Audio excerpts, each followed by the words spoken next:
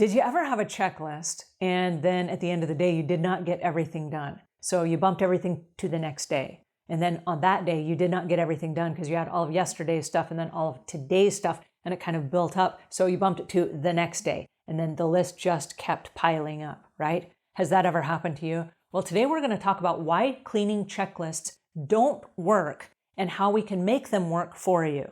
I'm Angela Brown, and this is Ask a House Cleaner. This is a show where you get to ask a house cleaning question, and I get to help you find an answer. Now, we are here 5 days a week. If you're new to the show, I'm super excited that you've joined us. Please subscribe so that when you come back, you can pick up the conversation with us. We answer your house cleaning questions, and we help you grow a cleaning business. All right, so today, there's a homeowner that called into the show and asked this question.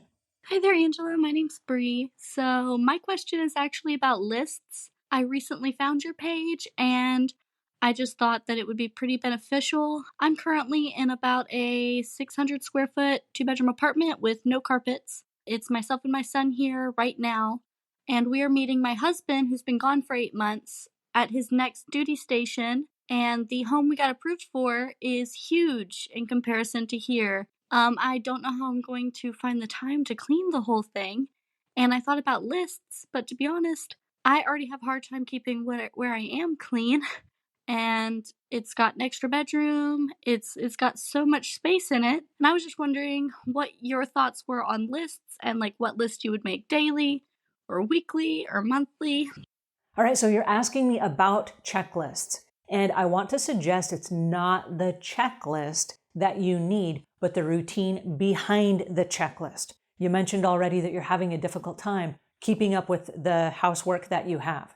Now, I want to stop for just a second, and I want to say congratulations, you are a parent. And so being a parent requires lots of responsibility and lots of activities that take you away from things like housework, okay? So I applaud you for whatever it is you're doing that have your priorities somewhere else.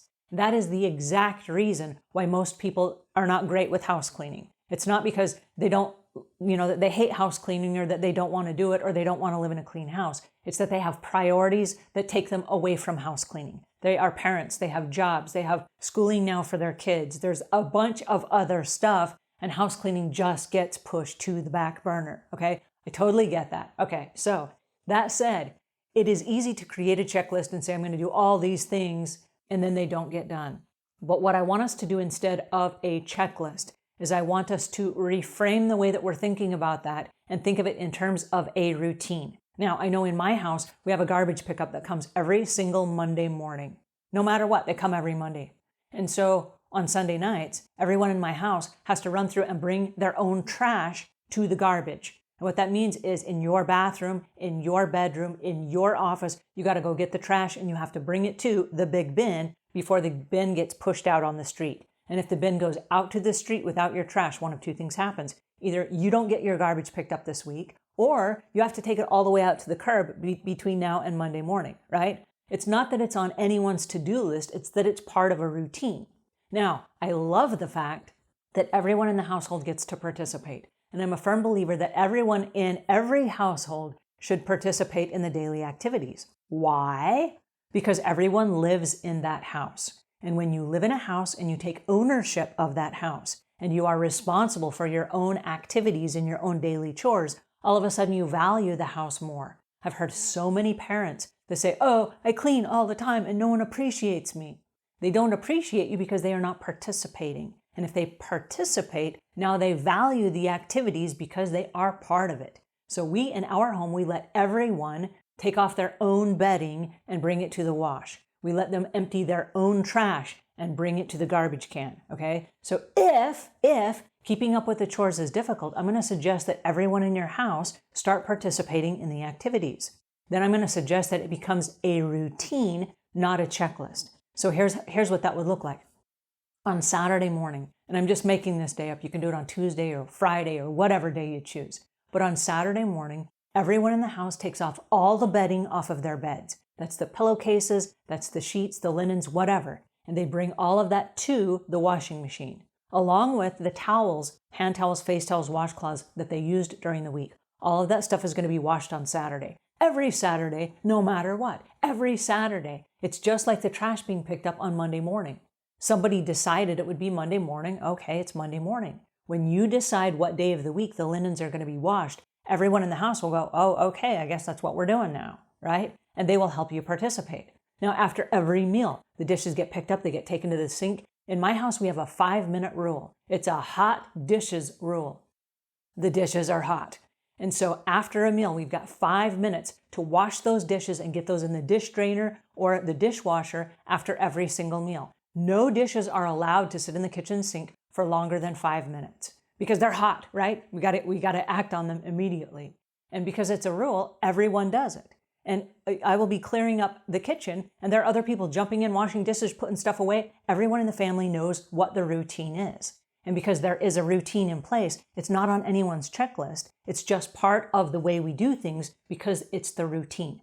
Now, when you have a professional house cleaner and they come to your house and they use a checklist, and I do recommend they use a checklist, but it is a checklist based on the routine. It only works because your home is already with a date and a time on their schedule. So they know that at a certain time, they're coming back to your house every other week. And because they're coming back every other week, there's a series of things they're going to do in every single room. The checklist just keeps them on task. And so it is a formality and it's part of their inspection process, which is part of their routine. And so if you're going to use a checklist, and I recommend you make your own and that you put the date or the time or the day of the week that you're going to do this activity. So it might be every Friday night you wipe out the bathtubs, every Friday night no matter what. And it might be done before 6 p.m. As your week is progressing and you get to the point it's 4 o'clock on Friday and you say, oh no, I'm out running grocery errands or whatever, but I got to get home and get the bathtubs clean before 6 o'clock. It just becomes part of your routine. And then this stuff starts happening almost without you even paying attention. Oh yes, it's Friday night. I think I'll wipe out the bathtubs. Oh yes, it's Saturday morning. I think we'll pull all the bed sheets off the beds. It just becomes part of your lifestyle and it never becomes, oh, I've got all this house cleaning I have to do. And so when am I going to get that done? And whatever. But along with that, you can put other things on your calendar that can be pushed out into advance. Now, for example, I have a weight room in my house and all of the weight equipment does not need to be clean every day. It's not a daily chore. It's not a weekly chore. In fact, it's not a bi-weekly chore. It doesn't collect a lot of dust and it can be done 4 times a year. When does it get done? It gets done on the 1st of January, the 1st of April, the 1st of July, and the 1st of October.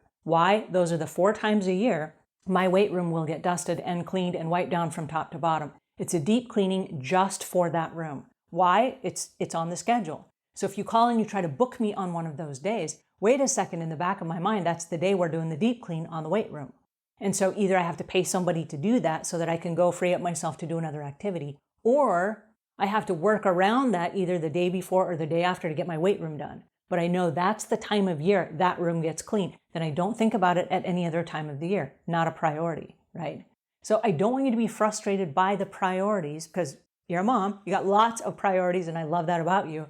But I just want to make sure that what you're looking for is not necessarily a checklist, but the routine behind the checklist that will move your home forward into momentum and keep it a neat, clean, tidy place for your entire family.